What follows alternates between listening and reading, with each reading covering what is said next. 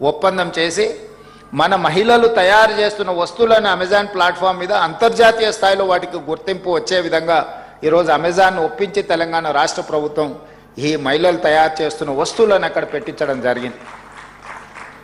ఇప్పటివరకు only corporate multinational కంపెనీలు తయారు చేసిన వస్తువులు అమెజాన్ ప్లాట్ఫామ్ మీద మనం చూస్తూ వచ్చినాం.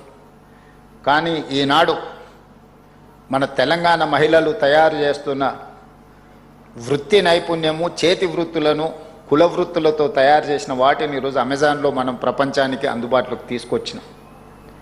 అదేవిధంగా ఈరోజు మహిళలలో ఉన్న టాలెంట్ను గుర్తించాలి, వాళ్ళకు అండగా నిలబడాలన్న ఆలోచనతోటి హైటెక్ సిటీ అని అంటే ప్రతి ఒక్కరూ మైక్రోసాఫ్ట్, ఇన్ఫోసిస్, విప్రో ఇలాంటి కార్పొరేట్ కంపెనీల గురించే మనం మాట్లాడుకుంటున్నాం. ఆ చుట్టుముట్టుతో ఉన్న ఐటీ కంపెనీల గురించి, అంతర్జాతీయ సంస్థల గురించి మాత్రమే మనం చర్చించుకుంటున్నాం. ఎగ్జాక్ట్గా హైటెక్ సిటీ పక్కన 3.5 ఎకరాలలో దాదాపుగా 1000 కోట్ల స్థలాన్ని 150 స్టాల్స్ ఈరోజు వాళ్లకు మహిళా సంఘాలకి ఇందిరా మహిళా శక్తి బజార్ అని పెట్టి 150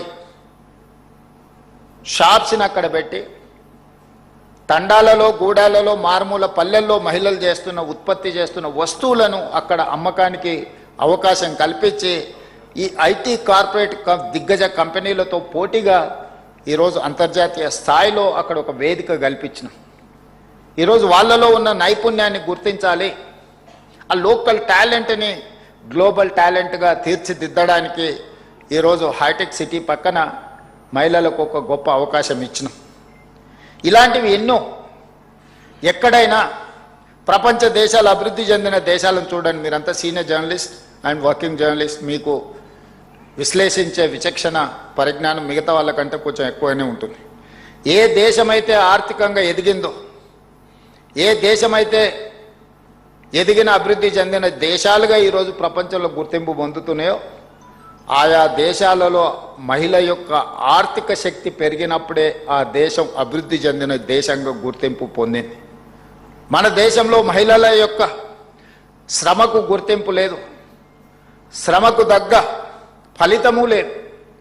ఇంట్లో చేసే ఏ పనైనా టేక్ ఇట్ గ్రాంటెడ్గా, ఆఫీస్లో ఏ పని ఉన్నా కూర్చొని చేసే పనిని మహిళల మీద నెట్టేసి మిగతా వాళ్ళు పెత్తనం చెలాయించే విధంగా, అదేవిధంగా మగవాళ్ళతో పోటీపడి చేసేటప్పుడు చిన్న చిన్న చులకన కామెంట్స్ కానీ ఇతర ఇష్యూస్ మీకు అందరికి తెలుసు. ఇట్లాంటి వాటి అన్నిటికీ పులి స్టాప్ పడాలి అని అంటే మహిళల్ని వాళ్ళ టాలెంట్ను గుర్తించి ప్రోత్సహించాల్సిన బాధ్యత సంస్థల మీద ఉన్నది. వ్యక్తులుగా మనం కొన్ని చేయలేం, వ్యవస్థగా మనం పని చేసినప్పుడు తప్పకుండా మనం ఆ టాలెంట్ని గుర్తించి అవకాశం కల్పించడానికి అవకాశం ఉంటుంది. జర్నలిజం గురించి నేను చెప్పాలి అని అంటే నాకున్న పరిమితమైన అవగాహనతో ఆనాడు దేశ స్వతంత్రం కోసం కొట్లాడుతున్నప్పుడు యంగ్ ఇండియా అనే పత్రికను మహాత్మా గాంధీ గారు నడిపించారు. 1921 నుంచి 1931 వరకు 10 సంవత్సరాలు మహాత్మా గాంధీ గారు పత్రికను నడిపించి స్వతంత్ర పోరాటాన్ని దేశ ప్రజలకు చేరవేయడానికి యంగ్ ఇండియా పత్రికను నడిపించారు.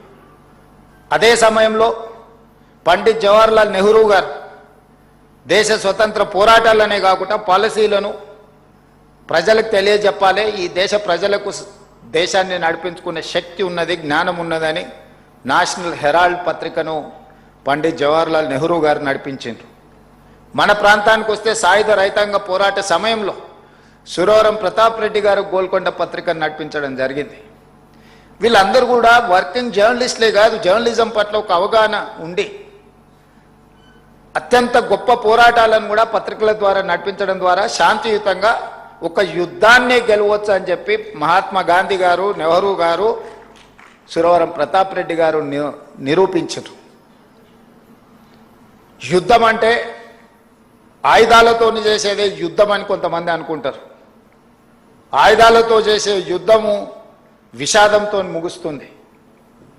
కానీ అవగాహనతో కూడుకున్న, ప్రజలకు అవగాహన కల్పించి ప్రజల్ని కార్యోన్ముఖులను చేసి ఒక ఐడియాలజికల్ వార్ చేస్తే ఒక యుద్ధాన్ని గెలవచ్చు, ఒక దేశానికి స్వతంత్రాన్ని సాధించవచ్చు అని చెప్పి మహాత్మా గాంధీ గారు నిరూపించారు.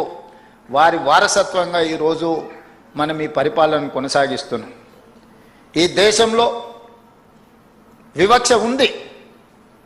అది కులాల మధ్యలోనే కాదు, మహిళల మధ్యలో పురుషుల మధ్యలో రకరకాల వివక్షలు ఉన్నాయి. అభివృద్ధి చెందిన దేశాలలో వివక్ష లేదని అనుకోకండి. అప్పుడప్పుడు మనం అమెరికా చాలా అభివృద్ధి చెందిన దేశం అంటాం, అప్పుడప్పుడు మనం చూస్తున్నాం. అక్కడ ఉండే వివక్ష అక్కడ ఉంది. అక్కడ పేదరికం లేదని కాదు, మనకంటే అత్యంత నిరుపేదలు ఉన్నారు. కానీ అక్కడ కష్టపడే వారికి గుర్తింపు ఉన్నది, ముందుకెళ్ళే వాళ్ళకు అవకాశం ఉన్నది.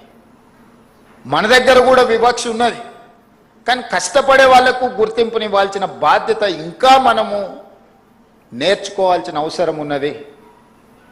ఇంకా మనం అవకాశం కల్పించాల్సిన బాధ్యత ఈరోజు ప్రభుత్వాల మీద ఉన్నది.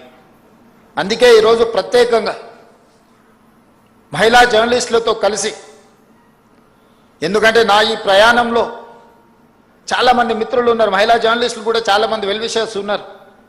వాళ్ళందరూ ప్రోత్సాహమో ప్రత్యక్షంగానో పరోక్షంగానో ఏది కాకపోయినా డెస్క్లో ఉన్నప్పుడు మన మీద అనుచితంగా వ్యాఖ్యలు చేసినప్పుడు కనీసం అది ప్రసారం చేయకుండా ఆపడంలోనైనా మీ సహకారం ఉన్నది.